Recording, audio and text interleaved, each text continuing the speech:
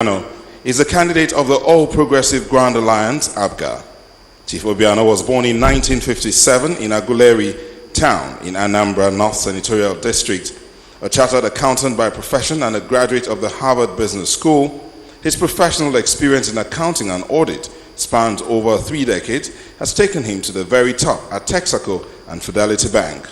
A tactician and banker per excellence, Chief Willie Obiano was the executive director of Fidelity Bank. He was one of the main guys responsible for the successful consolidation of the bank.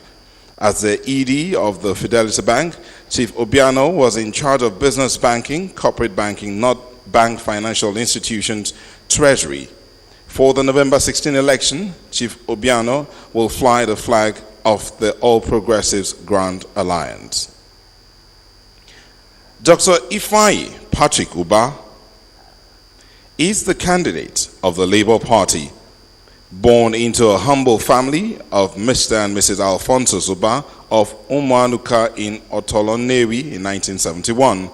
He entered into business at an early age and after many years grew into a real international businessman, having traded widely within the West African region.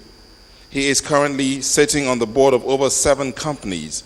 His venture into oil and gas has turned out to be one of the biggest companies in the sector in Nigeria.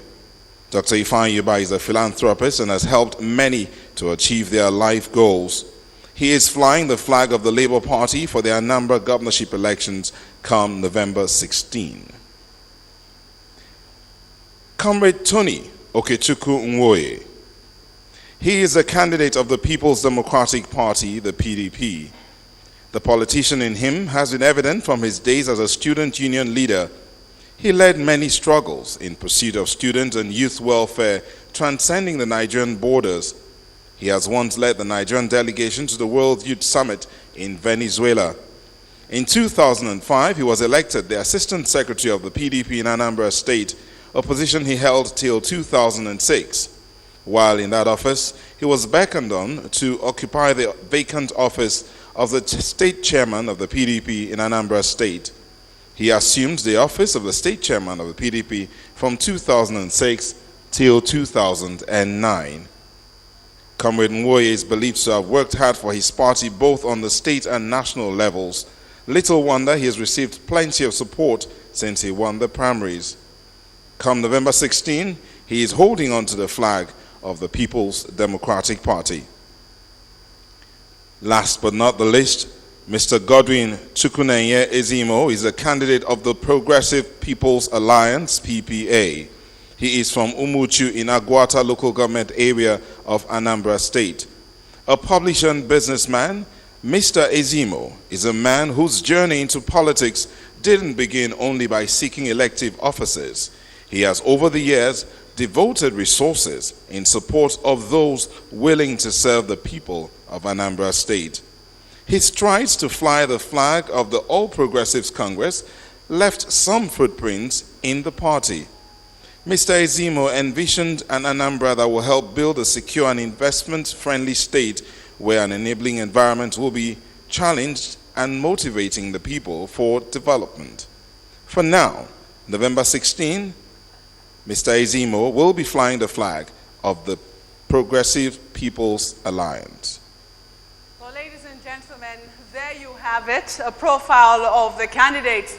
Unfortunately, only one of them is here, Dr. Chris Ngige. You're welcome, sir. But we don't know why the rest of them are not here. It's either they're afraid of a debate or maybe they're held up in traffic. Oh, okay.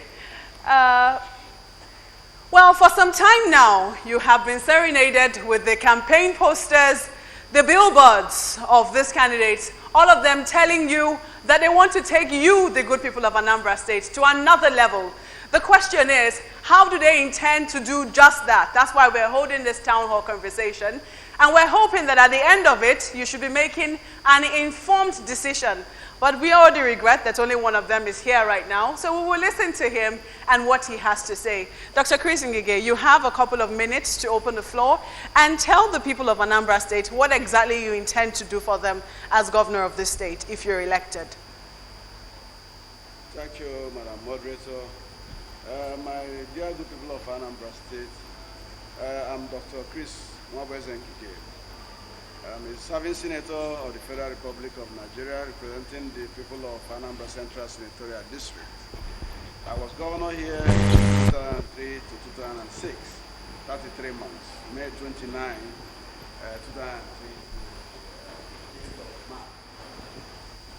2003.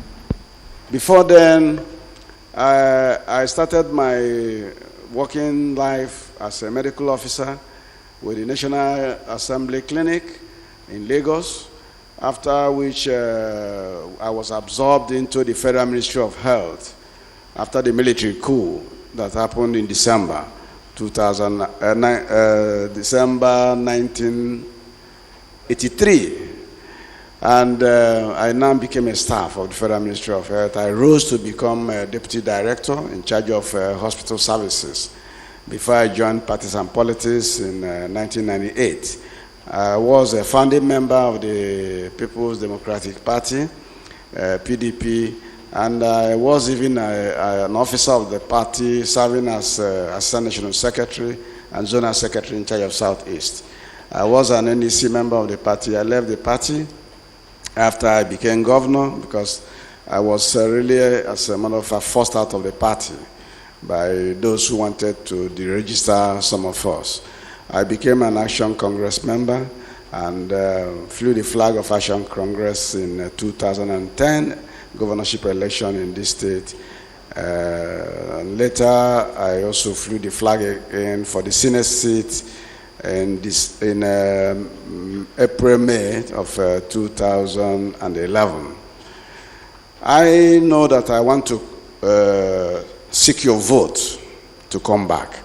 And one question that readily comes to mind is, why do you want to come back after 8 years of having left the same position and even having a job as a senator? My answer has always been simple. And the simplicity in my answer is that I had a work plan when I came here in 2003, and out of that, my work plan or blueprint had only done about 23%. Putting side by side my work plan with the ANITS program of the present government, I discovered that they have only done 7% of my work plan, which sums up to 30%. Now I have 70% undone. And there's an English maxim which says that if you want something done well, you better do it yourself. And that is why I'm putting myself forward to come back to Anambra State, #1 seat, and actualize some of those 70% that are undone. These 70%, some of them keep recurring. The issue of security of lives and property, #1, I kept recurring. It did recall when I took over in 2003, but I tackled it headlong and restored sanity here, and people had lived there secured. People here slept with their 2 eyes closed. And today, that cankerworm has reared itself again, and the people of Anambra State are in dire straits because they can't even come home here. They can't come to their home state. They have their mansions here, but they cannot come. Burials, wine carrying are being done for our young kids who want to get married in Lagos, Abuja, and even Port Harcourt. So this is a frightening situation.